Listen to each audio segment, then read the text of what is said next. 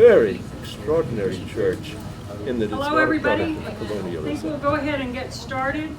I'd like to ask Dean Moore just to say hello. Dean Moore came in. She's our host too here at the School of Theology. So would you like to just say hello or bring greetings? I'll be glad to, but I'm so late in the day that I'm embarrassed to take up any of your time.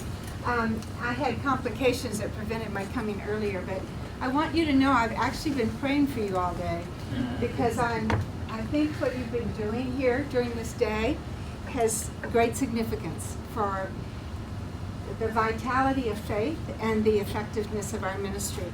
So thank you so much for being here. We're really glad you're here.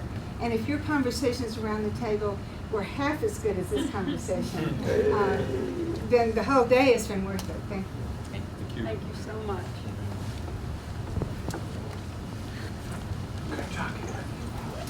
We're going to see if we can do without the microphone here. And if we need it, we'll pop back in, but it hasn't been entirely effective. So let me introduce Professor Todd Hartch, who's our key speaker tonight. Professor Hartch he's Associate Professor of History at Eastern Kentucky University. He teaches Latin American history and world Christianity. He's the author of several books, one a study of SIL, another biography of Ivan Illich, which he actually wrote before the book we studied for today, and that's coming out in a couple of months. And then finally, the book we've asked him to come here about, Rebirth of Latin American Christianity. The book Rebirth of Latin American Christianity is part of the Oxford University Press World Christianity series, edited by Laman Sane. And this book recently received the Christianity Today Award of the Best Book in 2014 in the area of global studies and missions. So it's a new book. It's already gotten that recognition and maybe something else as well that I don't know about. But please join me in welcoming Professor Todd Hartch.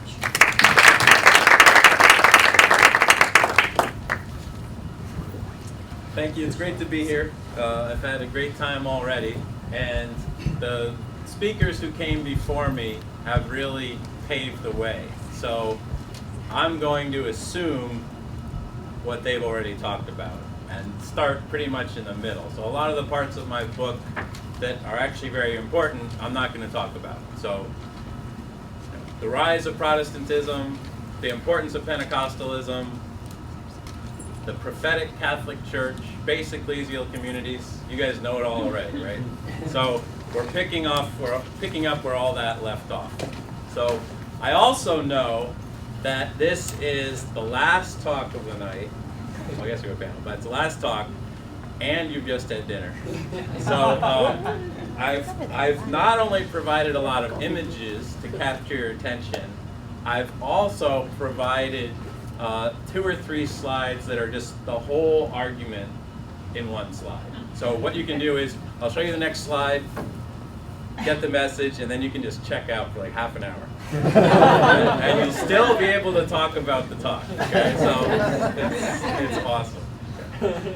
Let me just make sure I get this right. I might not be able to click it from there. I might have to stand back here. Oh, it was working earlier. There we go. All right, so this is it. This is the short version of the talk. Right there. That's it. All right? Everybody get it? Everybody get it? So what that means is this is a Catholic home. We don't accept Protestant propaganda and so forth. And you could say this is what got me into this whole mess in the first place. In 1987, I was in Yucatan Peninsula with a group from university. We were teaching vacation Bible school in lots of different villages. And we would go from house to house and invite people to come and send their kids to this Bible school. A lot of the houses had these plaques on the front of the house. But think about what it means. Why would you even get something like this? why would you get a plaque that says this is a Catholic home and we're not accepting Protestant propaganda unless it was an issue, unless people were coming to your home and trying to give you Protestant propaganda? So what does this show us about the nature of Latin American Christianity, I would say post-1960?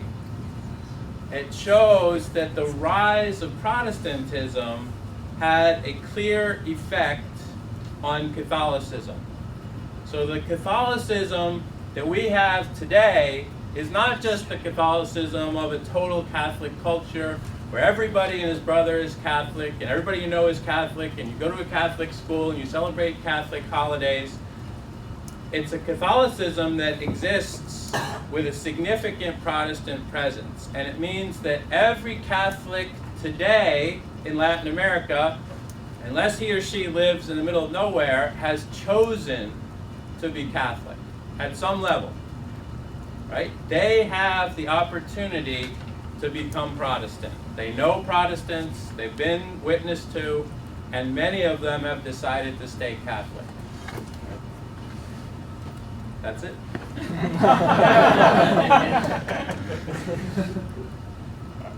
So what I want to talk about is various ways that Catholicism has responded to this rise of Protestantism, and especially to the rise of Pentecostalism, the most vibrant part of the movement. And the most obvious thing, and we've heard some of this already tonight, the most obvious way is through the Catholic Charismatic movement. So here are Catholics that speak in tongues and raise their arms when they worship and sing contemporary songs and cast out demons, and they can still pray to Mary. And they don't have to cause a division in their family by leaving the Catholic Church. Right? So you can see here we have, a sister trying to get in on the act. And it's actually a larger movement than Pentecostalism. So we give a lot of attention to Pentecostalism, and I think that's important. I mean, it's amazing, the growth of Pentecostalism. But the Catholic Charismatic movement does not get near the attention it deserves as a larger movement, and I think very much as a response to the real attractions of Pentecostalism. So just to give you one example, one of the foremost figures is this Brazilian priest. I think he's about my age, late 40s right now, but when he took over his church, his charismatic style proved so popular that he had to build a new church, seating something like 10,000 people. Very soon that church was filled to capacity every Sunday, and so they knocked it down and built this facility. I forget the numbers, but it's something like 18,000 people, right? So that version of Catholicism has a great power, and it operates in the same way that Pentecostalism does in terms of appealing to a popular culture, right? Sort of catchy, popular type music that people can enter into. They can buy his CDs and worship at home and so forth. So, again, I probably put the most important first, charismatic Catholicism. All right, the other thing that I really want to emphasize is Catholic evangelization. Probably Catholics talked about evangelization, but it probably meant for them, going and converting indigenous people. There's no reason for evangelization. But in the past 30 or 40 years, there have been strong Catholic evangelization movements. This is one of the more famous ones. And so Catholics are being trained in how to evangelize, right? Even children are being trained in how to evangelize. And where this happens, there is a lot more resistance to Protestant conversion. So Catholics are evangelizing. And then Catholics have formed and participated in many new ecclesial movements. And this is probably the least well known of anything I'm talking about. So new ecclesial movements are movements within the Catholic Church that have a certain charism or gifting. For instance, they might focus on mercy to the poor, or unity, or you could almost consider the Charismatics is a kind of new ecclesial movement. But each one has a specific character, and unlike the base ecclesial communities, they tend to appeal to the middle class and up, people who are mobile, who can get around, who can go to a meeting, and so forth. And so here's one, the neo-catechumenal way, and each one of these circles is a year. So this is their program. It's a multi-year program of catechesis. And one of the criticisms of them is too much catechesis. But operating in a zone where a lot of Catholics had absolutely no idea what they were supposed to believe or what the Catholic Church taught, this filled a major need.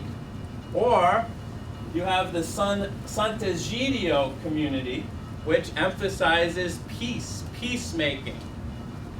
Right? So in all of these groups, you have communities forming. So Catholics getting together, being trained in a certain type of spirituality or action or whatever it is, working together on that project or way of thinking, and it breaks down the parish. You know, there's a major priest shortage in Latin America. The average, the ratio is about 10,000 Catholics to each priest, whereas in the U.S. we think we have a crisis, it's about 2,000 Catholics to each priest. Right? So the average Catholic in Latin America has very little contact with the local priest. But you can participate in a group like this and have the sort of fellowship, learning, working on a project together that you usually can't get in a parish. Okay, those movements are from Europe, and they've succeeded very well in Latin America. There's also some new Latin American movements. So very quickly, the Sodality of Christian Life in Peru, Heralds of the Gospel, and several others. And I like these pictures, because if you looked at those guys and someone said, who are they? I think I would tend to think that's a bunch of Pentecostal young men and their pastor. Right? That would be my interpretation if you just said you have to guess. But no, these are members of this new ecclesial movement, and their leader, who's, you know, he's not a priest.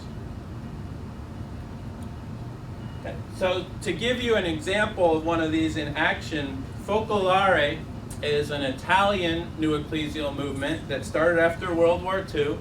Their charism is unity. They emphasize Jesus forsaken, like Jesus on the cross. They do a lot of work with the poor and also with non-Catholics. So Focolare came to Brazil in 1964, and they very quickly went to this, Colonial, poor area that was called, I think it was called Devil's Island.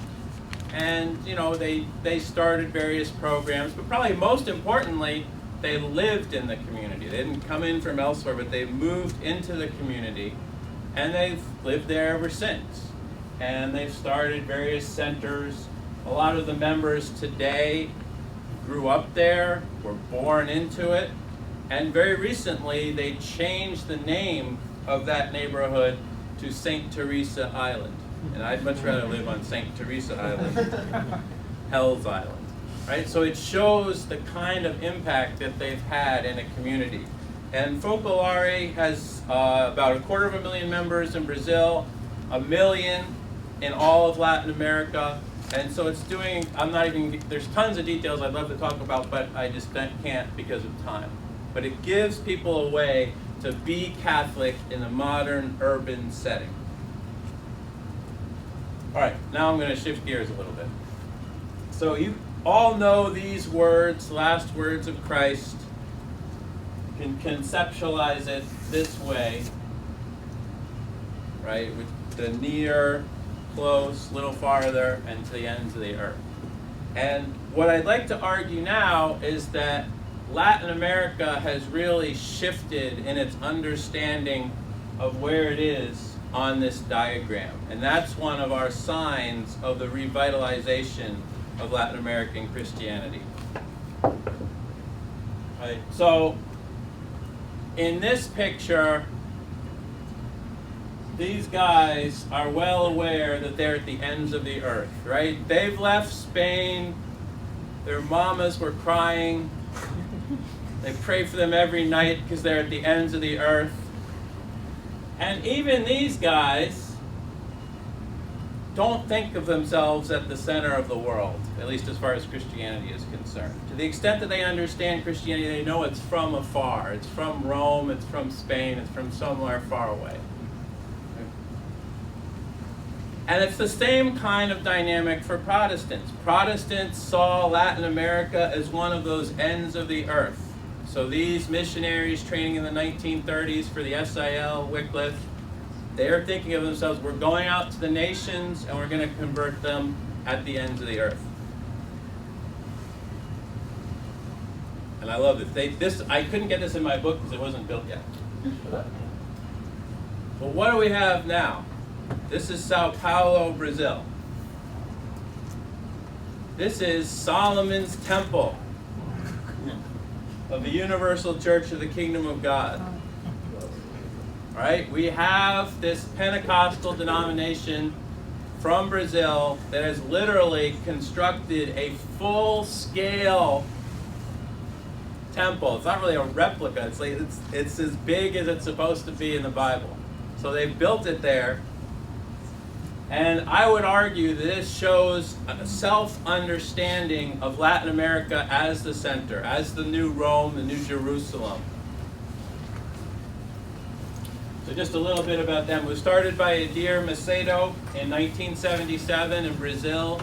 Very quickly spread throughout Brazil and then to the rest of the world.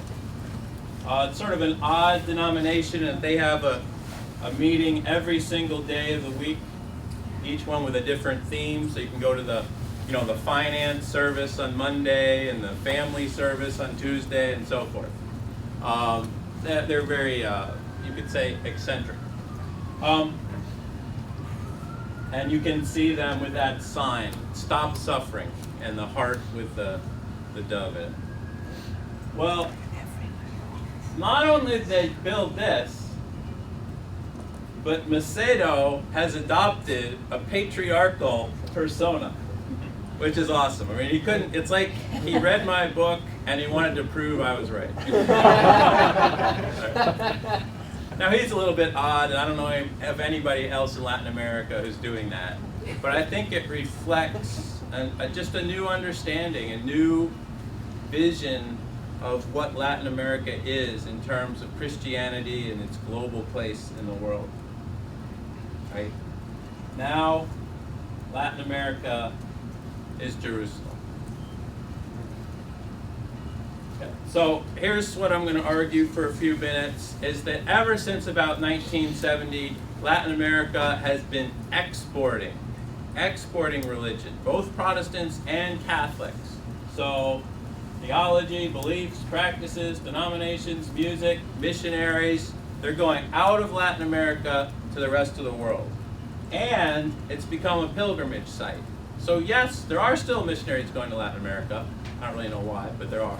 But there are also a lot of people from the US and from Europe and from Asia who go to Latin America as pilgrims, right? They're going to encounter the revival, like in Argentina or in Guatemala. Right? Or in a previous wave, they're going to learn from the masters of liberation theology. So those from the north are going to learn, not to teach. Right? So one of the first ways that we see this export is through liberation theology. And we could talk about this for hours, but here's a great picture, because you got Gustavo Gutierrez here in Boston at a Jewish university. Right? He's the expert. He's from Latin America, but he's here. He's not even talking to Catholics up here. He's talking to everybody. He's the expert. The books of the Boffs and so on are translated into English. American scholars like Robert McAfee Brown devote their careers to popularizing, explaining, investigating liberation theology. On a totally different plane, Our Lady of Guadalupe has conquered the United States and is well on her way to conquering the rest of the world. So That's Brooklyn. Somewhere else in New York. Our Lady of Guadalupe, Roman Catholic Church, support our troops, God bless America. Right? Our Lady of Guadalupe has become so part of Catholic culture in the U.S. that it's not just a sort of a Mexican-American thing, it's part of American Catholicism. This is in New Orleans, it's part of popular culture. I have one of those, by the way. You know, it's part of ads. John Paul II is a Guadalupano.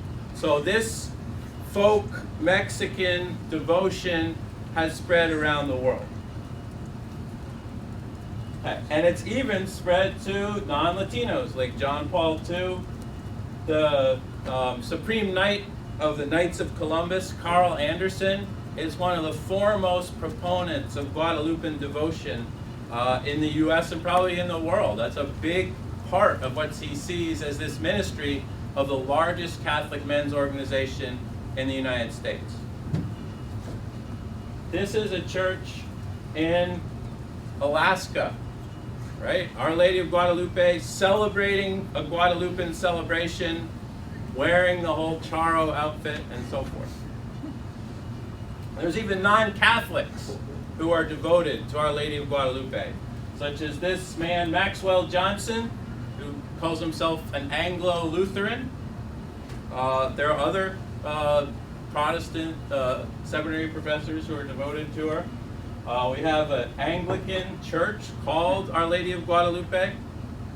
And we have this Episcopal gathering where they talk about the lay ministers of Our Lady of Guadalupe. Right? So this Mexican devotion, it's not just for Latinos and it's not just for Catholics. And there's more. She's in other parts of the world too.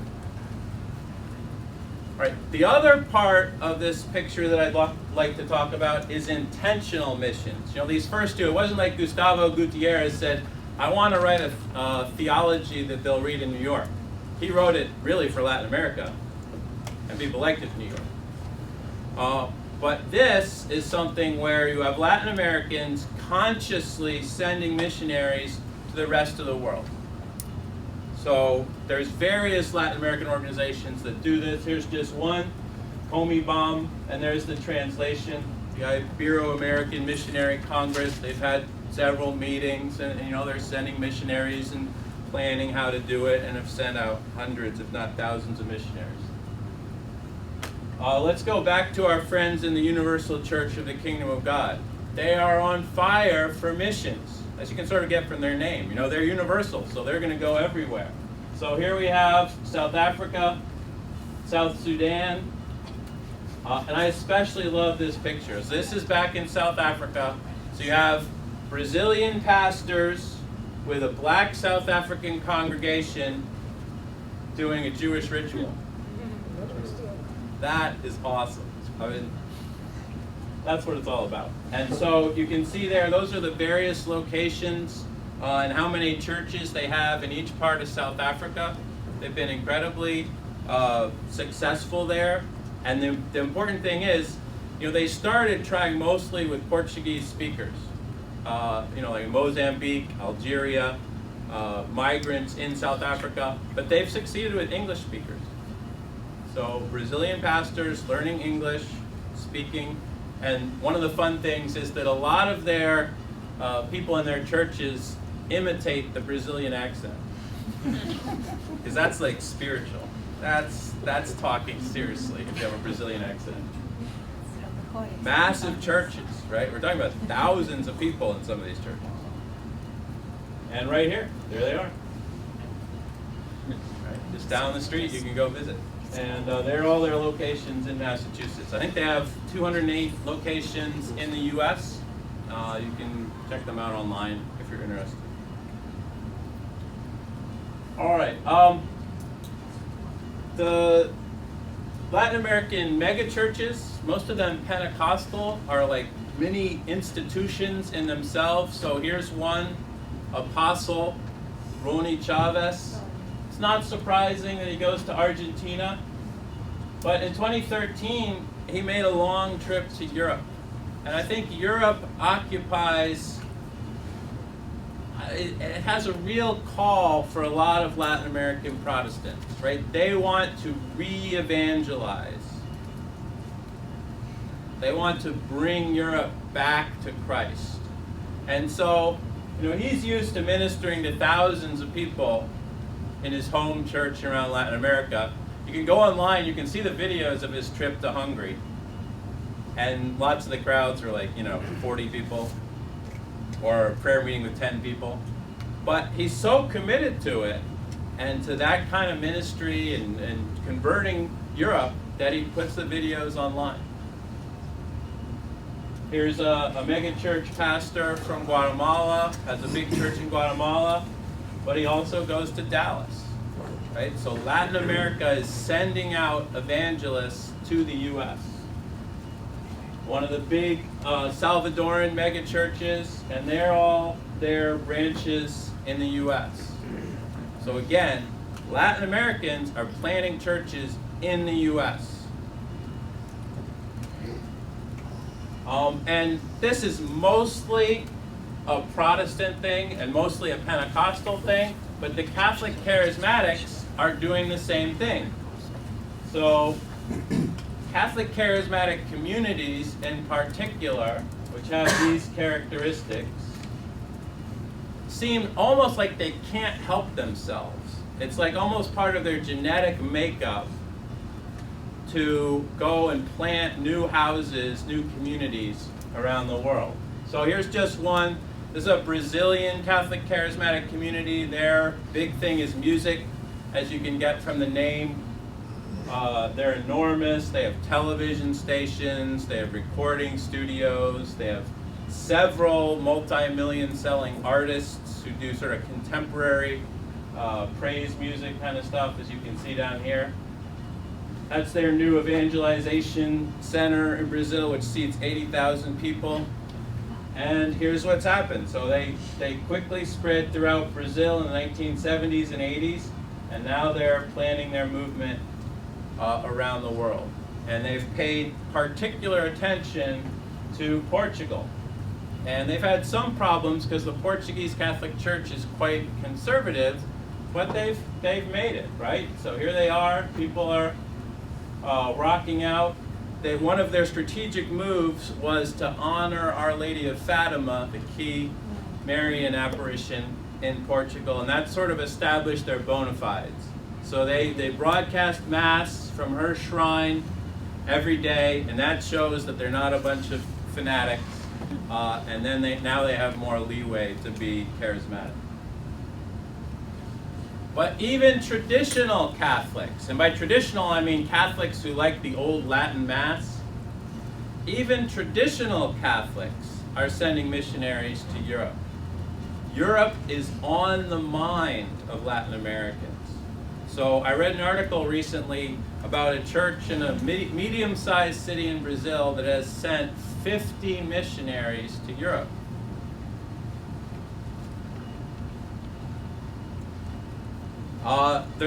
There are several new religious orders, like old-style religious orders with vows and habits and so forth, that are spreading around the world. So here's just one of them, the Institute of the Incarnate Word. They have a house of studies now in Washington, D.C. They have a women's branch all over our country and all over the world. There they are in San Francisco. There they are in Thailand. And I don't know if you can see all this, but this is their history. Starting in 1984, they began in Argentina, quickly to Peru, New York, Italy, Jerusalem, Taiwan, Ukraine, Chile, Ecuador, Canada, Iraq, Bolivia, and so forth. Right? It's like they can't help but expand. And so almost every country you can go to, you'll find the Institute of the Incarnate Word. Another way that Latin America is exporting is through music, and I would say primarily through Pentecostal music. So groups like this, Biel San Marcos, they tour the world, especially they tour the U.S. But I was surprised to see recently they were in Connecticut. Right? So their music travels. They went to Australia, and their influence is it's very big. For Catholics, there's not quite as much of that, but you can buy Padre Marcello Rossi CDs and listen to them here in the U.S. So Latin America is exporting Christian culture to the world. And Latin America has become a site of pilgrimage. So again, this is especially for Pentecostals, but there are other examples. So here it says, the world will come to Guatemala and revival will go to the world. And so they have this sign in English. They want Americans to come to Guatemala, and Americans did come to Guatemala because that was the center. That was the center of world revival in many people's minds. So they're not coming there to teach something, they're coming to sort of catch the spirit. Same kind of thing with Argentina. That was the center of a major Pentecostal revival, and people like Claudio Friedzone, who's a Assemblies of God pastor, hosts this conference, and again, right, it's in English. He's expecting Americans to go down to this Argentine conference. All right, so that was a lot, and let me review a little bit, and then I'll end on a down note. Because it's been sort of too peppy, right? We got to sort of bring it down and calm ourselves down. So this is the reality, right? There is a vibrant, dynamic, explosive Protestant movement, especially in the sense of Pentecostalism, right? It's dynamic in Latin America, and it's spreading around the world. But that hasn't happened in a vacuum. That the very dynamism and explosive nature of Protestantism has catalyzed a Catholic response. And so now in Brazil, among mostly charismatic Catholics, you see this bumper sticker, right? I'm happy to be Catholic. So this is even an evolution from that previous one I showed you from the 80s, right? There it was like, stay away from me, don't touch me, I'm not listening, I can't hear you, you can't convince me. This is a much more confident response. That sort of invites you to ask, well, why are you so happy? Right? So again, that's the talk in a nutshell. So now let's look at the dark side. All right. So here's a Mexican cardinal who was interviewed about Pentecostalism, and his comment was, "Oh yes, this is very understandable. It was part of a plan by the Rockefeller family to subvert Latin America." And he went on like this. So I think this kind of Catholic attitude towards Protestantism, especially towards Pentecostalism, it's not only wrong, it's very dangerous, because his thought there is this is an outside force that is sort of being imposed on Latin America. When if you look at the history of Pentecostalism, it's always, there have been missionaries, but it's always been indigenous. That's the strength of it, is that some guy who hasn't gone to college or seminary can become a pastor and start a church, and then people from his church can start another church and so forth. That's why it spread so much. And it fulfilled needs that people really had. And so to think of it as a plot is not really to understand it at all. So what I think is one of the major problems in Latin America is ecumenism, but not so much of a liberation theologian talking to the FTL like we heard. They can do that. It's more of a cardinal, a traditional cardinal, not even really understanding Pentecostalism at the very basic level. And you get it sometimes reciprocated from the other side. So here's a Pentecostal pastor from Brazil kicking Our Lady of Aparecida, because it's just, to him, it's an idol that people are worshiping, which, by the way, isn't Catholic teaching. You don't worship idols, you don't worship saints. But anyway, that's what he's doing, and he's going to go with it. So I think one of the major problems in Latin America is not so much the lack of dialogue between Catholics and Protestants generally, but between Catholics and Pentecostals. That's the dialogue that really needs to happen. And there's very few people who are even interested in doing it. you know, like in the prophetic church that I talk about, like in the 60s and 70s, a lot of Catholics were willing to die for their faith, right? There are martyrs, hundreds, thousands of martyrs. So it's probably easier to get Catholics to become a martyr than to get them to study Pentecostalism. But it's just as important, because I really feel like the future of Latin America will be decided by Catholics and Pentecostals more than any other two groups. Sorry. And then even worse, I think, is the state of indigenous Christians in Latin America. And, you know, the SIL did an incredible job over the past 80 years or so in translating the scriptures into indigenous languages. But all too often, Protestant denominations do not take those indigenous believers seriously, and especially don't take their language seriously. So a lot of times they want these people who have been converted through the Bible in their mother tongue, they want them to start reading the Bible in Spanish, having their services in Spanish and so forth, when the people don't even speak Spanish. And a lot of times there's not an understanding of the incredible importance of the mother tongue. So some translators translated this into an indigenous language. A lot of times it's just sitting on the floor. It's not being used. And I think the Catholic side of the story is even sadder, because we're only talking about 80 years of Protestant history with Bible translation, whereas in the Catholic sense, you're talking about 5 centuries. And the number of indigenous languages that have the Mass, the Bible, or the Catechism in their language is, you could count on your hands out of hundreds of Latin American languages. So basically, after that early colonial period, the Catholic Church has just dropped translation and indigenous ministry. So they're expecting still people to do stuff in Spanish or Portuguese who don't understand those languages.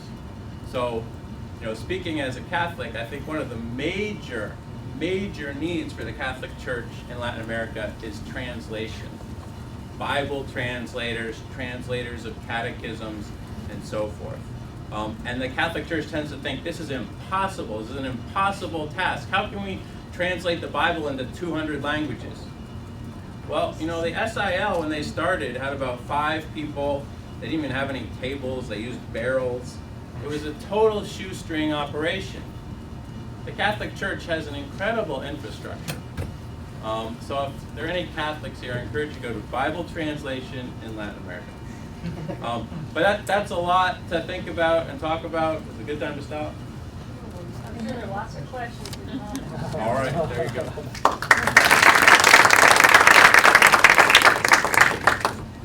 Okay, now we have time for questions.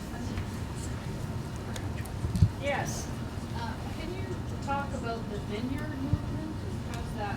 Is it big? Is it not? It's not real big in Latin America. I was actually part of the vineyard movement for many years, so Because I have friends, they go to Brazil and take people to be missionaries and then go. So that's yeah, it's not as near as big in Latin America as it is in the U.S. or Europe. There were a few churches in Mexico, not that many. Yep. Is there ambivalence in the way the Catholic Church, or let's say the Catholic establishment, looks at the Catholic charismatic movement?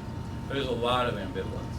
I don't think, I might be wrong by 1 or 2 people, but almost no bishops were enthusiastic about it when it first started, and still almost no bishops are. I think it's more tolerated because they realize, if we don't let people do this and have this, we're going to lose a lot of people. And so I think every single nation in Latin America has a Catholic charismatic movement that's official and recognized by the church, but I might be wrong, but I can't think of any bishops who are really enthusiastic about it.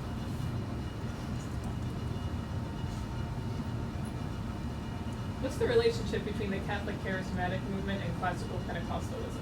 Do they talk? classical Pentecostalism, their relationship with more the Protestant charismatic movement in the U.S. So like mainline churches, historic churches. That was where a lot of the Catholic charismatic movement in Latin America started.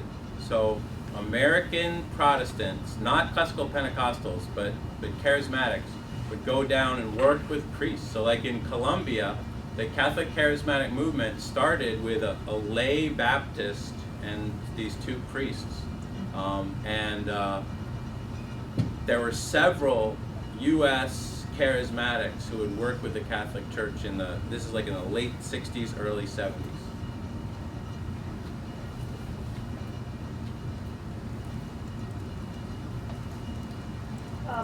This issue of the universal church of the kingdom of God taking on Old Testament culture and Old Testament roles and also succeeding in South Africa reminds me very much of African indigenous churches, which focus on having a Zion, a physical center that's seen as the New Jerusalem, so that you would build a big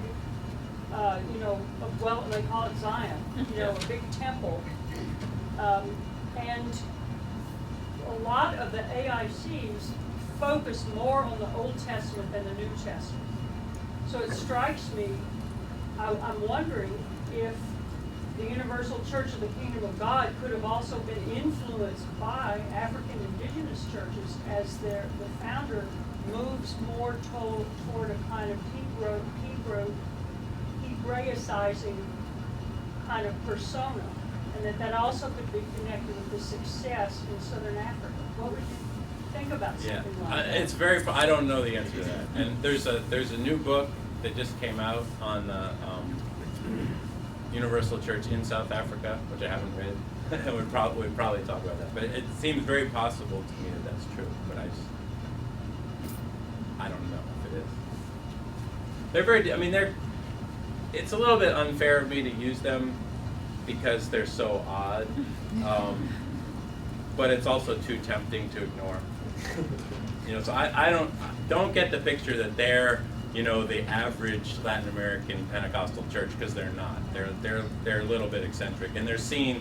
I think of all the institutions in Brazil, they are the least trusted.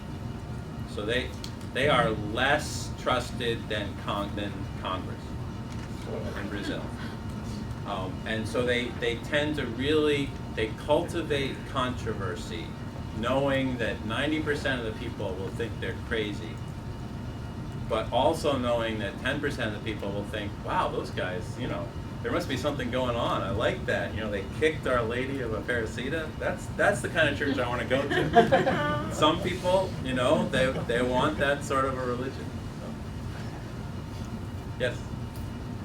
I was wondering how the Pentecostal church movement, as they go evangelizing, especially in poor countries run by political and economically poverty programs, whether they are tackling part of those programs like economic, social, education. Yeah, and I don't have a really good answer to that. I know that the Universal Church is not very good on those issues, but my guess, and it's just a guess, and somebody should study it, is that other Pentecostal churches probably do better, and the non-Pentecostal Latin American missionaries probably do much better. But I'm just guessing, really. Yeah, my question has to do with the idea of center and borders or periphery. So your explanation is that Latin Americans are seeing themselves like the new center. Could be also possible that the center in the United States is expanding. What I mean is, Miguel San Marcos is an extension of Hillsong. Yeah. So this idea of perception is not really could be another explanation for that. Yeah, I definitely could. It's and I think the Universal Church is an outlier. Nobody else is going to actually build a temple. But the very fact that you don't send missionaries if you think you're at the ends of the earth. I think sending missionaries is much more important than building a temple, right? Because when you think, what we have is something I want to share with another country. I think that marks a change in perception of understanding your place in the world. And the fact that both Protestants and Catholics are doing it, to me, is meaningful. But yeah, I mean, you're right. Miel San Marcos is very similar to Hillsong. And it's very similar to a lot of U.S. Pentecostal type music. But when you look at them, the people who go to their concerts, it seems to me, and it's just, this is a subjective interpretation, it seems like this is totally natural to them. They don't feel like, I'm participating in U.S. culture. They feel like this is what Christianity is. It's this kind of worship. But yeah, that's definitely a possible interpretation. From my perspective, Latin America is too big to be called as a center of something. So, more specifically, which country is the leading country of Christianity in Latin America? So which country is the actual center? Yeah. That's a good question. And I don't really have an answer to that. In some ways I'm playing, but I really think Latin America is the center of world Christianity, if any region can be the center. But obviously, Honduras has a very different role from Brazil. And it would be hard to argue that Bolivia is the center of world Christianity. But you could argue that, Brazil is at least one of the most important nations in the world. So you spoke about several Latin American countries that are really feeling the burden of mission for Europe. Europe is a hard nut to crack, definitely. Are any of them able to reach beyond the immigrant populations in Europe, or are they really touching, to get to the hardcore actual local Europeans, is anybody They're having a hard figured out time. how to do that? They're really having a hard time with that. Mostly they reach Latin Americans, Africans, maybe like the Universal Church in the UK. I think they're mostly, they do it in English, but it's mostly people from the Caribbean rather than sort of white English people. And same thing in the US. So all those new churches that I pointed to, almost everybody who goes to them are Latinos from somewhere. So that's the next nut to crack. Although it is crackable. I haven't seen so much from Latin America, but like if you look at Sunday Adelasia from Nigeria in Ukraine, right? His congregation is almost completely white Ukrainians, and so that's the example the biggest example I've seen of is they're Pentecostal from the south going to the north. But yeah, most of these they're mostly reaching Latinos.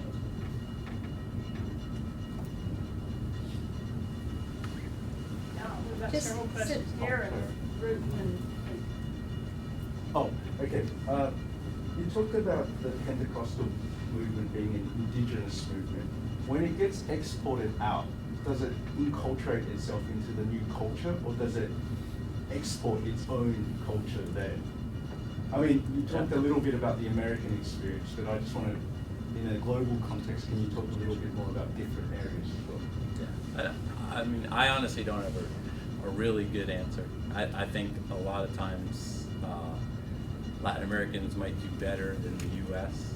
missionaries at doing that, but they definitely have their cultural baggage, and they're not guaranteed to be great missionaries just because they're from Latin America. Simply, maybe it answers to both these points. I think it's worth noting that the fact that so many are going to Europe doesn't mean that's the only place. And one of the more probably incarnational models of mission work out of Latin America are happening precisely in Muslim countries, Northern Africa. They're not spoken about, they're not publicized because they're there are places where they can't, but they because of the features, they can assimilate culturally. A lot of us have Arab background in us because of southern Spain and the connections, and so physically often can just blend in, and they are involved in very much more in community processes. They just put in a gym, a community center for children, and they just live as part. So very incarnational models, not the big mission thing, not the big extensive buildings or programs or anything, but just the quiet being there is probably, to me, one of the most, actually one of the bigger gifts out of Latin America in terms of mission work, intentional mission work. What I'd like to do now is let's thank Dr. Hartch, and then let's get our other two panelists up here so we can get all three speakers up here to start, and because I think we're moving into general questions and issues. So join me in thanking Dr. Hartch.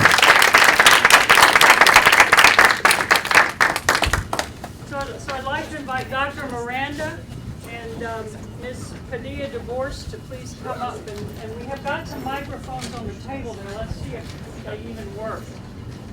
What we've done is, for some of you who've come a little later, we had table talk and generated questions and issues around our dinner tables that we wanted to be able to ask any of the speakers at the end in order to sum up what's been a very rich day of exploration. So I'm going to, first let's make sure the mics work. Testing. Is that okay? You hear that? Okay.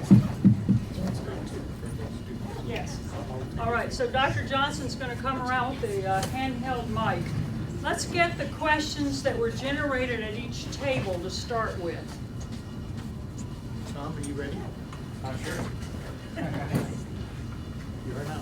Well, we were gonna ask about reverse missionaries and this movement out from Latin America. And now that's sort of been talked about a lot, which we're thankful for. But if you have any further thoughts about those movements and the impact they've had in different areas, that would be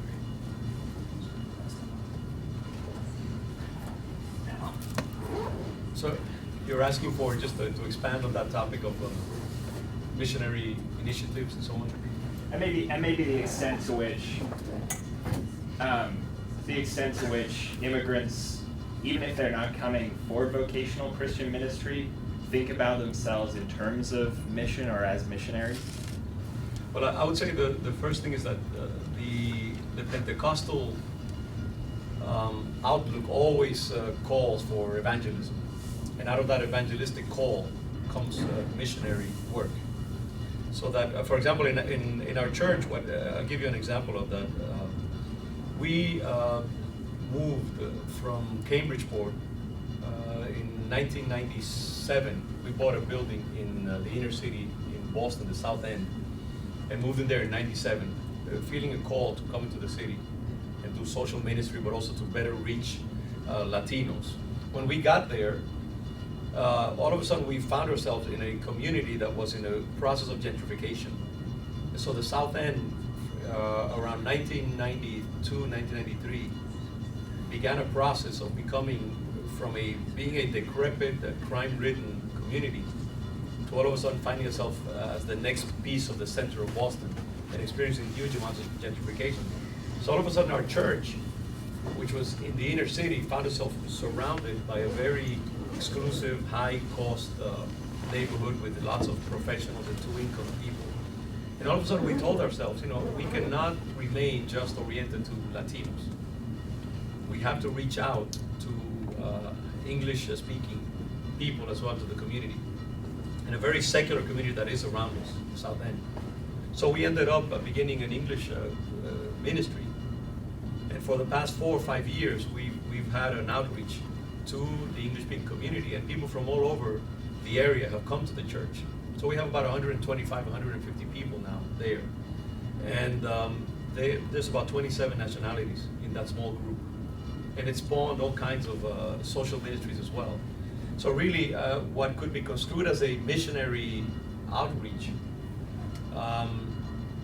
has really been birthed out of an evangelistic call. And because of the context that we're in, it may be perceived as a missionary work. But we're also, feeling the call to go to Europe as well. And it's interesting because one of the controversies that I have with my own congregation is that we have people who still hold to this very traditional understanding of missions. So they say, let's do missions in Latin America. And we do have a lot of those kinds of missionary outreaches in the Dominican Republic, in Honduras, and other countries. And we even gone to Africa. But I tell my people, the Africans are doing very well, thank you, evangelizing their continent. Latin Americans don't need us by any stretch of the imagination either at this point. I think the frontier is indeed, and the giant is Europe and North America, the industrialized, highly intellectualized societies, and that is the new frontier. And I think that frontier can also be penetrated. So I try to convince my people, let's look at Europe more than anything else, and let's go there. And I do realize that so many of these Latinos who go to Europe, for example, I know in Spain, because I've been there many times, they come with this idea, what happened in Guatemala, these mega churches, we're going to be able to somehow enable it to happen in Madrid. It just doesn't work that way at all. Madrid is a tough nut to crack, and so is France, and so is England, and so on and so forth. But the fact is that, just like that's what we talk about process. And, the church began in a very small, humble way, and it took many decades, and centuries actually, but eventually the work was done. So I believe that it can be done, but that we just need to focus, identify that area of the world, and that zone of the world, the intellect, science, and so on and so forth, which we're talking about at our table. And then dedicate the genius of Pentecostal thinking to how to do that. And in the end, I think we can do it. We can do what has been done in Africa, in Asia, it's being done in Asia, or in Latin America. It can be done also in Boston, or in London, or whatever. In a small study we did as a Latin American Theological Fellowship, we asked, there are several chapters of the Latin American Theological Fellowship in U.S. cities. And initially they were all Latin Americans.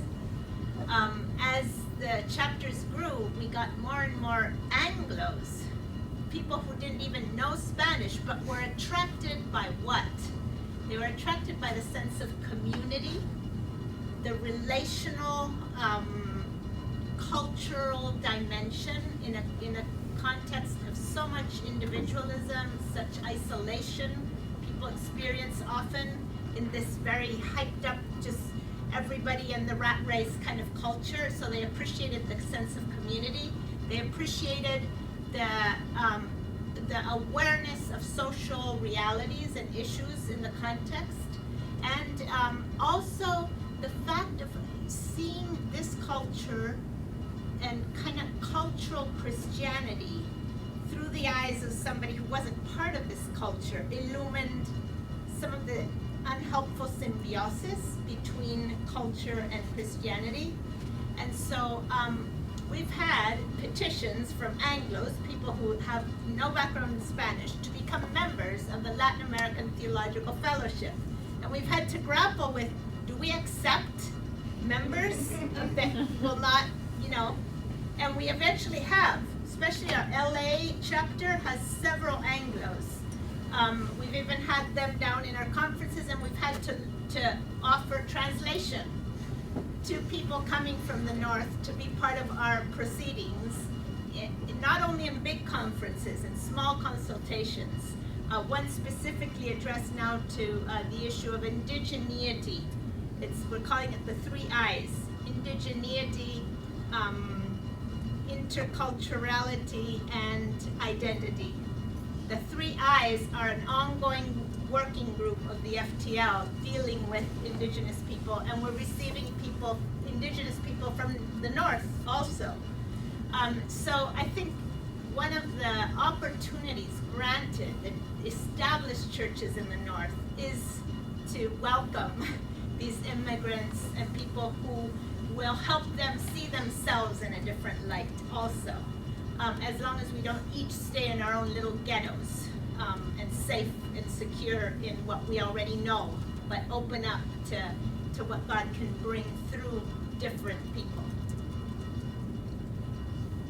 This isn't exactly mission, but an interesting aspect of what's going on today is that with the Latin American diaspora is not just to the US and Europe, so that half of the Catholics in Japan are from Brazil and Peru, right? So the very nature of Japanese Catholicism, it can't help, it's not really intentional, but it can't help but be changed by Latin Americans.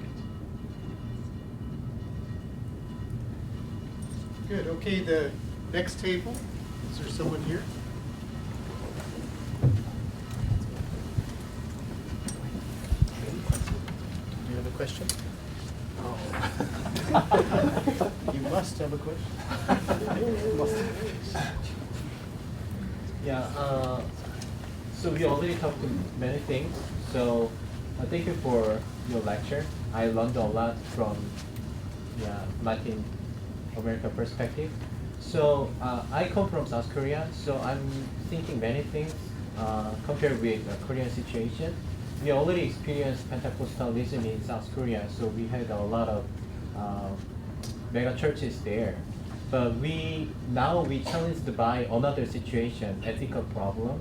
So Pentecostal church has built a lot of mega churches, but they not much engaged in social justice work. So now non-Christian criticize church, so they are not engaged in social service, or they didn't much care about people. So I would like to ask about the future of Latin America. So what do you expect about the future of Pentecostalism? So they are spreading many over the countries, but so I think there are both effect, positive and negative things. So can you say about that? Great job. Thank you. One of the fascinating experiences, just first a clarification, I think it's important to understand kind of, somebody here mentioned traditional or older Pentecostalism. Within Latin America, there are some very established Pentecostal churches that would be considered historical churches because they've been in the countries for a long time. And then you have the neo-Pentecostal movements, and many of these mega churches and prosperity gospel are more, and even some of the ones Todd mentioned were more neo-Pentecostal churches. But the interesting thing historically is Pentecostal churches tended to be afraid of too much theological formation because it might kill the spirit, right? And also wary of any intellectual endeavor, of academics, of study, because if you know too much, you might just walk away from the Lord. You might walk away from the Spirit and such. Now, many of them are now realizing they do, beyond the effervescence and the passion and all of that, they do need some theological undergirding. They need something to give them more support. They changed over from the Catholic Church because they had a sense of community, but now they need a little more depth. And so there's a renewed search on the part of many of them to actually start seminaries or engage in theological formation. So we had an opportunity in El Salvador with one of the churches that was portrayed here, the Elim Christian Mission. It's probably one of the largest churches in the entire world, actually. And their main pastor, an extremely humble man, just really a man of God in a real true sense, realized the need for formation of his pastors. and engaged, allowed us as Latin American Theological Fellowship to come in and facilitate a formation process for their core leadership on all the different fronts. They now identify as a Pentecostal church with Reformed theology. What they mean by that is not the kind of narrow neo-reform that you know up here and some of those okay, I don't mean to go into that. That's not what they mean. What they mean is just the real commitment that God is calling the church to be part and salt and light in every last corner of the life of the nation. So Pastor Mario Vega today is head of the Evangelical Alliance that brings all the different strands of churches together, but he's also campaigning for El Salvador sin armas, El Salvador unarmed, disarming El Salvador, which is because Salvador is one of the most violent places in the entire world right now. The triangle of death of Honduras, Guatemala, and El Salvador. There are more deaths per day there than in any war zone. You didn't even know that. But so what's the church doing about that? And here's a charismatic Pentecostal Reformed church heading up a movement to disarm the nation, to bring peace in there.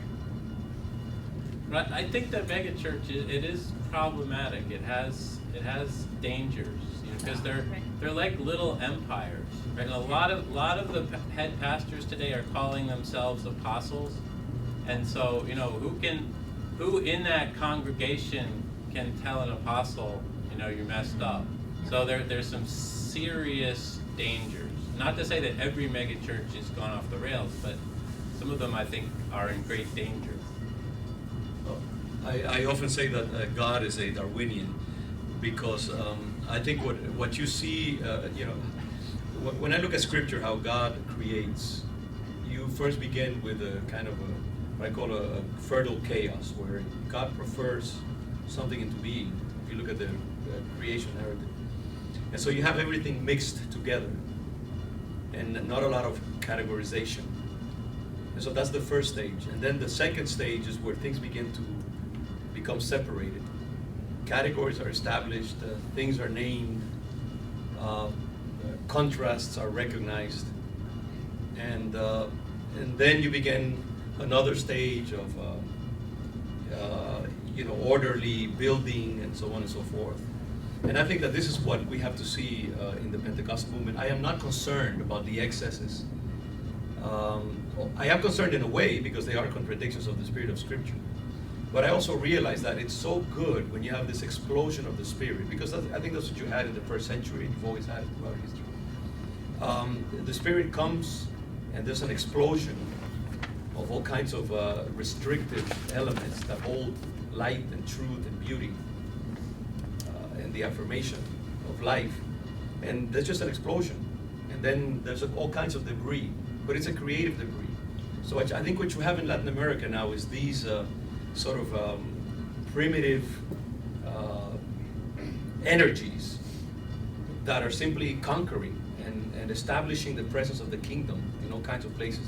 I think after that, then comes the second stage, which is that stage of theological reflection. It is that stage of the recognition of things that are in contradiction of the spirit of the gospel. It is the ordering that comes from theologians and thinkers and people of great complexity. And so things begin to be ordered. And a lot of these things, I think, will take care of themselves. Because after a while, pure spiritual energy gets old. I've been around, pastoring my own church and, been in the Protestant movement for many decades, all my life. And you begin to see that after a while, if all you do is simply, just hide, you begin to see the cracks in the supposed miracles, and after a while, the jumping and the music and all of that gets a little bit old. And then it has to get deeper. It's like married life as well. If all you have is just the lust and the sex, after a while, that can get old as well, unless there are other pieces of relationship and communication, all kinds of other things. And it's like that with the Spirit as well. So I think what we may be beginning to see now is in people like the pastor of Elim and others, is beginning to recognize the need for theological reflection, the need for the fruit of the Spirit to be preached, the need for social action, the need for pastors to be accountable for better governance, for teamwork, for education, for good administration, and so on and so forth. And I think that will come because that's just the natural move of the kingdom. So I think we will have that. And then at some point we will have to, then we'll become so orderly that we'll be dead, and then we have to start all over again. There have to be other movements that come and renew. And Christianity has lived like that for 2,000 years, and that's what I think that's genius, and that's what keeps it alive. Perpetual renovation. Okay, hang on, we're gonna go around to the tables first here. Your table, is somebody? Who was in Go charge? ahead. You got it. No, No, you get it. You don't have to be in charge. This is your chance. It's too late. I'm a Presbyterian minister, and I have a Pentecostal experience when I was young, so I call myself Pentecostal, but Presbycostal. So, just to know where I'm coming from. But I didn't hear you talking about what sociologists are considering the same phenomena we were talking about as what they call neocolonialism, neocolonialism. It's like, for instance, Salvador. You have villages and places in the country where people have more technology than here. The cell phones, sneakers, and all that stuff. And at the same time we say, oh, we have this revival. Is that possible to see this phenomena not just as something from the Spirit, but also new expansion of the empire? It's like I'm not saying that there's nothing happening there, but when you think about the model that these mega churches are reflecting, it's not changing the social structures of those countries. And the pyramidal structure is being reinforced. So what is your take on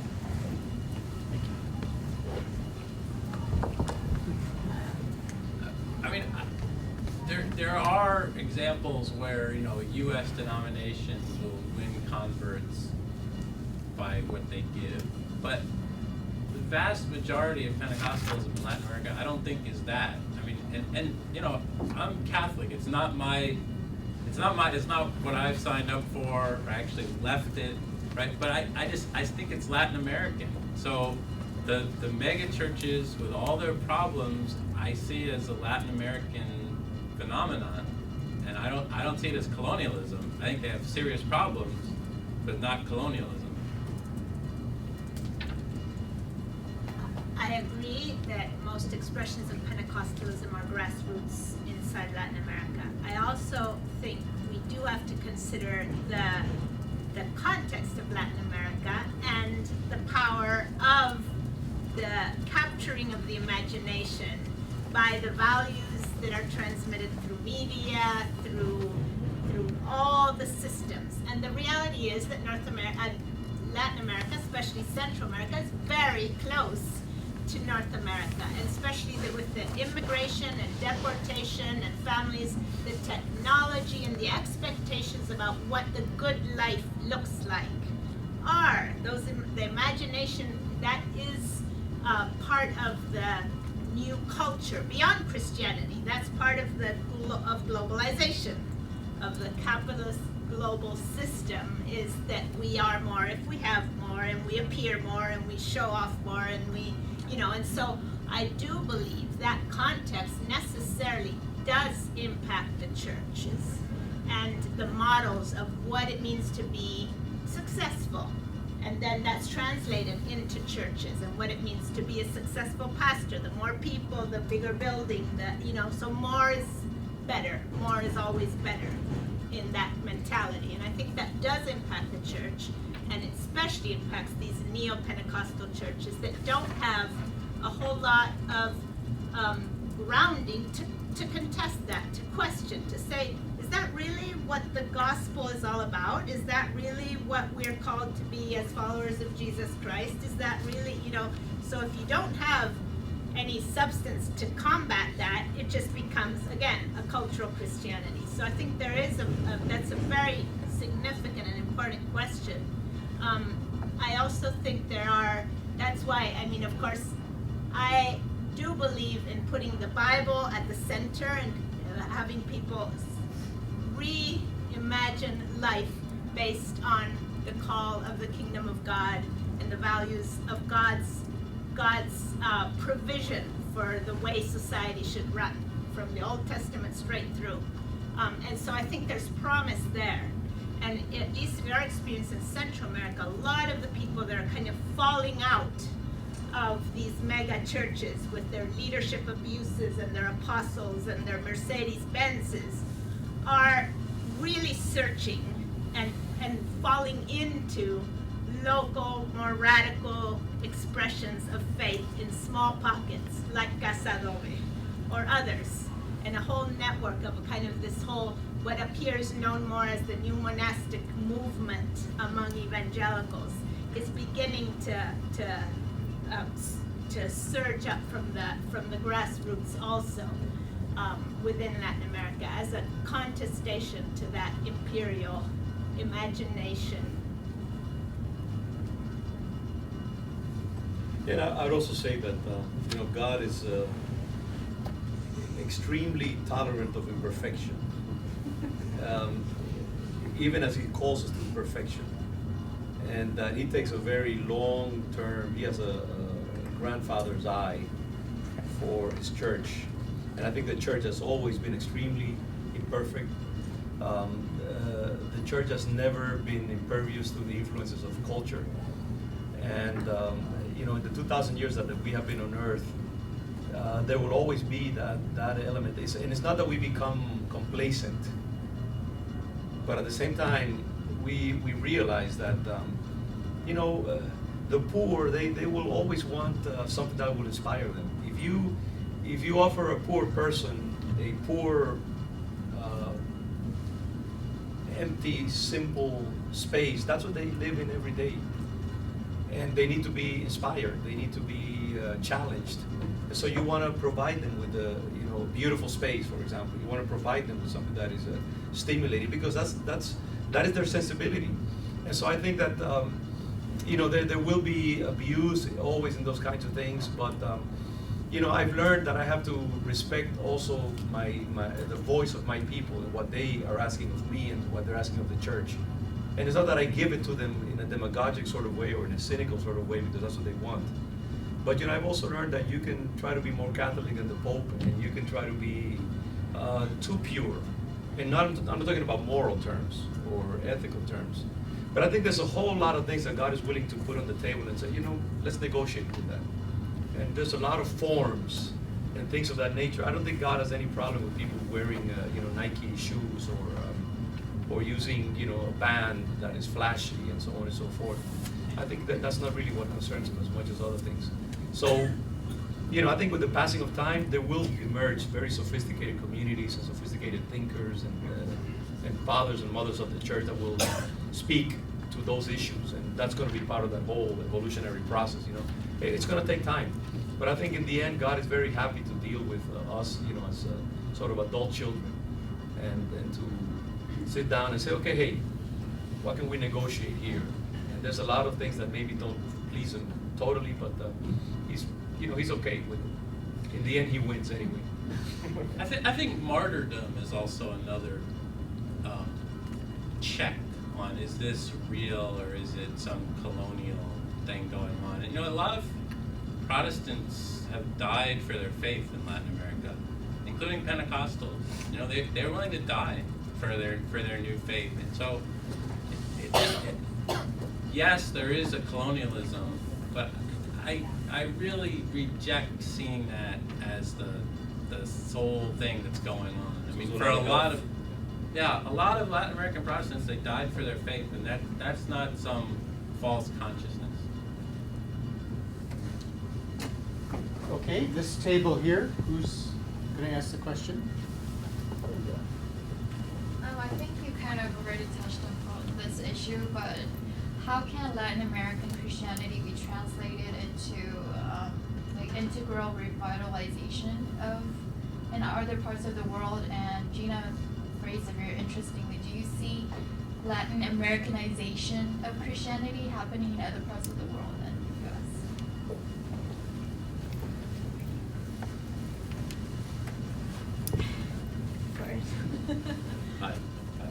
I don't think the cultural vessel will necessarily be preserved. By that I mean the Latin American culture and the elements of Latin American culture and so on. But I think the essence that Latin American spirituality, say in the case of Pentecostalism or this Charismatic Catholicism or the various strains of Pentecostalism, I think the elements that are contained in that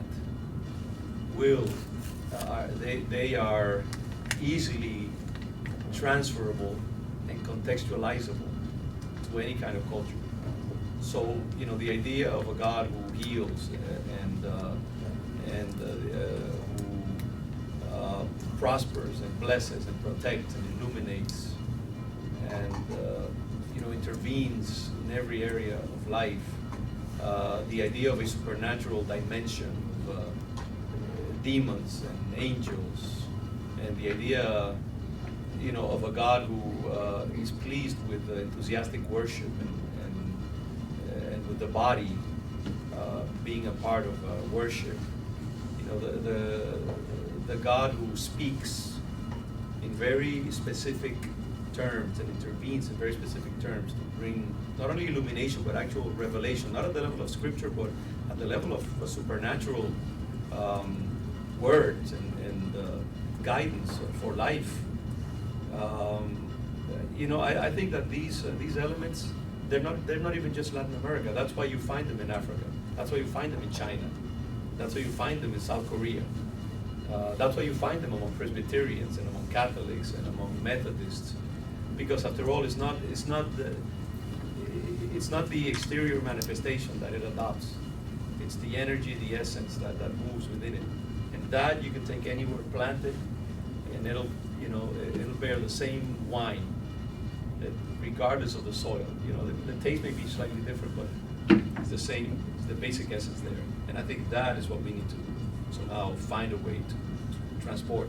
I think our challenge is how to do that with the intellectual class and those people who have tasted the fruit of the intellect and who have been impacted by the intellect and the self-consciousness that it brings at an elite university like Harvard or BU or whatever. When you're bitten by that bug, something happens to your brain and the way you see the world. And so when the gospel comes in, it's such a conflictive thing that it requires something else. And the challenge is there, how to communicate that outlook, that worldview to those intellectualized beings. But I think we can also, there's a way to do that. And I think one of the ways to do that is really by pulling down their defenses, and that's what ethnics can do. Because an Anglo person, even another Anglo, speaks to them about certain things, they already have this wall. But if a noble savage from Latin America, from Africa, somehow there's a certain kind of simpatia, was that empathy, or not even empathy? It's more like it's a positive predisposition that you have. And I think the postmodern world, so respectful of diversity, plurality, is very happy to be tutored and mentored by a member of these different communities. They want to. So I think there's something very powerful, that you can bypass the natural walls, that reason establishes, and they're brought down, interestingly enough, by reason itself, because reason loves to see itself as being pluralistic. And so you use that, you exploit that. And I think there's something very powerful that can be accomplished. But I think it has to be done in a very subtle way, but you can enter the walls through that. I think Catholicism has already been Latin Americanized for decades. So the preferential option for the poor from Salam. Now we have Pope Francis. So there's been a very strong Latin American influence on the Catholic Church, and I think especially Pope Francis is really inexplicable without his Argentine background.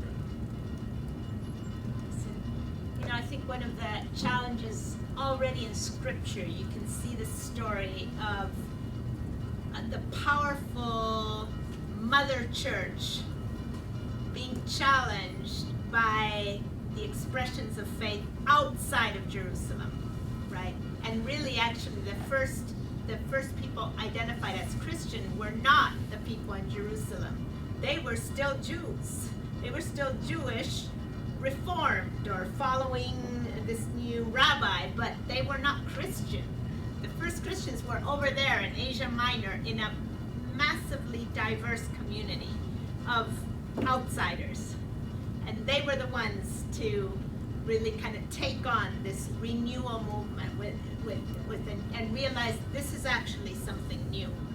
And this is something that's going to, and so the impact came from the margin to the center. And I think when I finished with the words from Andrew Walls, his main point is that this is the global Christianity today is a new Ephesian moment.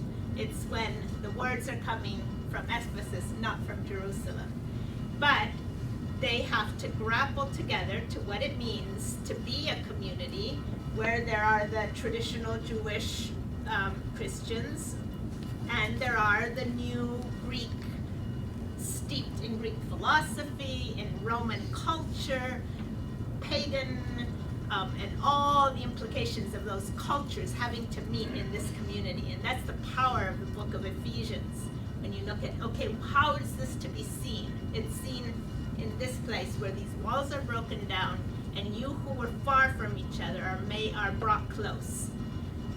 And so to me, the power of the gospel today, in the midst of all the conflicting agendas of a very broken world, is precisely in communities where that can be made visible, where then an African can learn, appreciate, and grow together with the Latin American.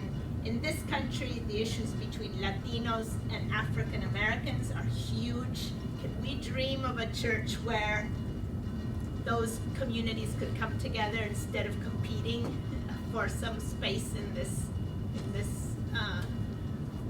context? You know, so those are the challenges, I think, where it's not a matter of somebody becoming the new power. It's more of all of us giving some power away so that we can be together the community that God calls us to be in the world. Oh, and I just thought of something. This is a slide I left out, but there's this big megachurch, Black Pentecostal megachurch in Atlanta that last year brought in a bunch of Latin American apostles to do a joint conference. And so Pentecostalism has some resources for, Pentecostal tends to break down a lot of the barriers. And I was very interested to see these, a big Black Pentecostal church doing translation so these Latin American apostles can give their message. Good, okay. This table? In the talks today, we heard a little bit about the role of gender in the revitalization of Latin American Christianity, with the mothers organizing the recycling and the Lady of Guadalupe and how that's important around the world. I was just wondering if you could speak further to that issue of how gender has played into this dynamic of revitalization of Christianity, both the roles and sort of involvement of women, but also maybe some of the gender dynamics that have gone on.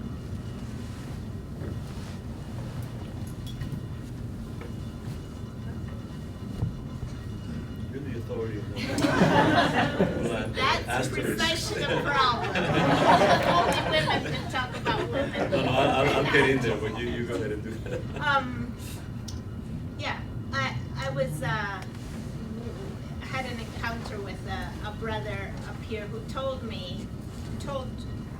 a very diverse group with members, this small group with somebody from Africa, Asia, Latin America, Middle East, Eastern Europe, and told us, the world, everybody knows that in the world there are egalitarians and complementarians. And somebody right next to this person said, you know, there's some of us who have never even heard those terms. And my response was, these categories and polarizations that have been created in one small corner of the global church, it's really wrong for those to be exported and to try to categorize the world according to one little corner of it. Because where I come from, there are hundreds, if not thousands, of churches led by women, not because they lined up with one side or the other of this. They've never even heard those terms, but because they are gifted by the Holy Spirit and their local community recognizes those gifts, and so they exercise them. And so, yes, what's fascinating is the smaller the church, the more tendency for space for women to lead. When they start getting more and more and more hierarchical and pyramids, I've never met an apostoless, but there are plenty of apostles. I don't know, maybe there's some. In Puerto Rico, there's an apostle woman. In some cases, there are couples where then if they're married, then she can be an apostle because she's with him, right? So the more institutional, the more formal, less space, and that's historically so. Not read Dr. Roberts' book, right? That's been the history in mission even. So that is a factor. Now at the same time, movements, I think especially movements among Protestants, evangelicals, and even in renewal movements within the Catholic Church, women are very, very active, very central really. In some of the more traditional churches, the congregation are all women, there's only one pastor, but the women run the church. So it's a rather ambivalent response maybe. Yeah, I would say that the Holy Spirit is a great equalizer, and that, as you're saying, Ruth, many times in Pentecostal churches, reality overtakes categorization, so that what you have is every, as you say, every possible iteration of the influence and the action of women. But people have, and this goes back to a conversation that we're having at our table, that many times it's better to just embrace contradiction and to decide that you cannot order every piece of the world, and to be happy with contradiction and with inconsistency, and to just let it live. And I think what happens many times in the Pentecostal world is that people see a woman who is gifted and anointed. She can preach, she can teach, she has a spirit, she has prophetic capacity, and you just have to bow to that reality, and you simply let her. You open space for her. You open space for her to speak, to testify, to preach, whatever, or to start a church and to become a major preacher and a major pastor. And I think, of all the different groups, I don't know, maybe in South America it's different, but I know in the Caribbean, you do have a lot of very powerful women pastors and pastors of mega churches as well. And, I think it's funny to see sometimes the most conservative Pentecostal churches, particularly the classical Pentecostal Caribbean churches, having very powerful matriarchs, I mean, to call it that, but they're just powerful pastors and women who are legends in the Pentecostal church. But nobody gets too much into the theological, how to order that, and how to categorize it, and how to name what's happening. People just say it's there, and they just live it out. And so I think it's just a recognition of the Spirit. Where the Spirit is, a lot of barriers are just broken down very spontaneously without being named. And I think that's what happens also with the whole thing of blacks and whites. I think often you can find, in Spirit-filled churches, it's so much easier for blacks and whites to come together around the Spirit, and for integration to take place. I think that there is a lot in the Pentecostal world. There's a lot of recognition of the ministry of women, although it's problematic. But people choose not to get too much into the theology, to establish order and coherence and theological categorization. They just live out that reality. Women are anointed. Let's respect them and let them give them space.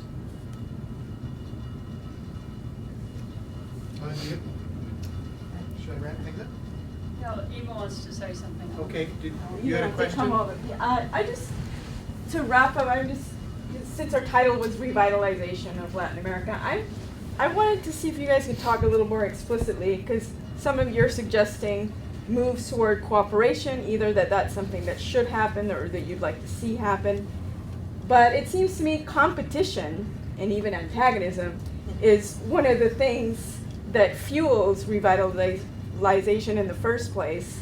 Wouldn't moves toward more ecumenism or talking across the aisle sort of dampen revitalization in some way? How do you see this relationship between competition and revitalization moving forward here? Because it's kind of a paradox, it seemed to me, that one fuels the other, and without the competition, would that not sort of damper the revitalization? And do you think, Catholics and Pentecostals should be speaking across the aisle in more amicable ways, or not? I mean, or should we continue to have revitalization through competition? Or maybe you don't see that process working that way, but Todd, I thought I heard you sort of moving in that direction. Yeah, no, I think you're onto something, and if there was more dialogue and cooperation, it might stop the revitalization, at least in one sense. But I think it would also, I hope, lead to revitalization of a different kind, a deepening. But for Catholics, it's required. It's not optional. Vatican II made very clear that ecumenism is necessary, and John Paul II backed it up with an encyclical saying it's necessary. And so it's almost out of our hands. We can choose not to do it, but it's required. So, and I believe in truth. So I think you should seek the truth, and if you can do it together, you can't make the other party come to the table, but I think that would be the goal. And maybe you can't make people resolve their differences, but to me, at least talking about them, cooperating on what you can cooperate on, would be better than a lot of the current situations. I think the issue is if we uphold revitalization as the final goal, then we might want to fuel contestations and confrontations so that everybody is kind of engaged in. But is that really what the kingdom of God is all about? Is that really what we want to see in society, or do we want to see evidences of the already of the kingdom of God, of the rule of justice and life and full life for all people here, now? In which case, we do need to find ways to continue cooperating and to make visible those things. It's going to depend on who we are, not just what we do as a community. And so one of my experiences with a group where in a small town in El Salvador, all these churches are kind of preaching against each other. These, the Catholic priest is, don't go to the Protestant church, and the Lutherans are, and I was just sharing around our table, in El Salvador, Lutherans, typically the Lutheran church in El Salvador is affiliated to the Communist Party. And the dispensational people out of Dallas and such are extreme right-wing. They were with the army in the Civil War. In this small town, we had a study group of this curriculum I mentioned to you, where we had 4 Pentecostal pastors from Elim Christian Mission, 2 Lutheran pastors, 2 Roman Catholic catechists, a couple lay women from the Catholic Church, and people from this Central American denomination, dispensational, very conservative, fundamentalist group. We challenged them to study together and pray together and grapple with the issues of what it means to be God's people in God's world. And we had to do it in a community center, not a church building, because it had to be neutral turf. through a process of 2 years of studying together, praying together, looking at their broader community together, they just gained a totally different perspective about what it means to be the body of Christ in the world. And they started looking at the needs of their broader community, engaging and doing it together. There's no more preaching against each other. There's actually a light in that broader community. And gang violence was reduced. Several different measurements that you could say very objective, very correlated to these leaders coming together. Yeah, I think there will always be diversity in the body of Christ. I think the question is it going to be conflict-oriented, or is it going to be seen as something complementary and necessary to reach out, like the diversity of people in the world, and the diversity of temperaments that there are? So that I think it's great that you have the Catholic Church with its liturgical outlook and its 2,000-year experience and all kinds of other things that distinguish the Catholic Church, even if it's charismatic in outlook. And you know, it's great if you have charismatics of different styles, even within the Pentecostal movement. There's a huge diversity of you know, different expressions and different things that people place different emphases on. And so, you know, I think God has intentionally allowed for this diversity to exist. What we need to do is also to be able to appreciate each other, love each other, affirm each other, be able to speak with each other, and to realize that it's great. You know, that means that we can reach out all of these different kinds of people. There are people that will never be reached by the enthusiastic style of my congregation. Actually, they'd be appalled about some of the things that we do. But they might be willing to go to a charismatic church, a Catholic charismatic church, and find that there, or to an Anglican congregation that is, you know, orthodox, quote unquote, in its way of doing things. Or they might want to go to a Presbyterian church. So I think that diversity is God-led and God-sustained, and we need to learn how to respect it and how to even encourage it, while at the same time having some friendly competition. I mean, how many brands of soda are there, and of you know, soft drinks are there? And we don't see that as wow, you know, that's too bad. We should only have Coke. No, you know, people want Fanta, they want Sprite, they want 7-Up, and they want Coca-Cola, and it's great. And sometimes they'll have one, and sometimes the other. So I think it's like that in many. It's not a vertical kind of a difference. It's more of a horizontal diversity. And that's great. I think we should. It won't stop the growth of the country. I think it will increase it. What stops it is that that competition and that denigrating way of looking at each other. That's really the destructive. And my husband's line is, the good thing about Christianity is you can grow up in one denomination and recover in another. Todd may be another example. He did convert to Catholicism. I did, yeah. That would be another lecture right there. Yes. Anytime. Yeah. You're recovering well.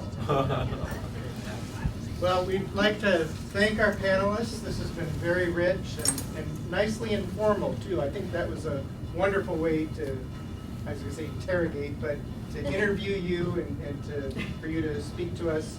And it's actually quite exciting. For many of us are historians, but you're like living witnesses of what is actually happening. And we're really grateful to each of you, and to Meg, who had to catch a plane to Chicago. So let's give our panelists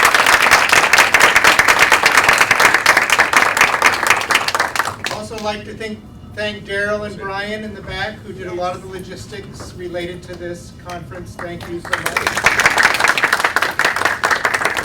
And thanks to the students who came and from all the different classes, and especially my class, and stayed to the very end. Automatic A's, you know.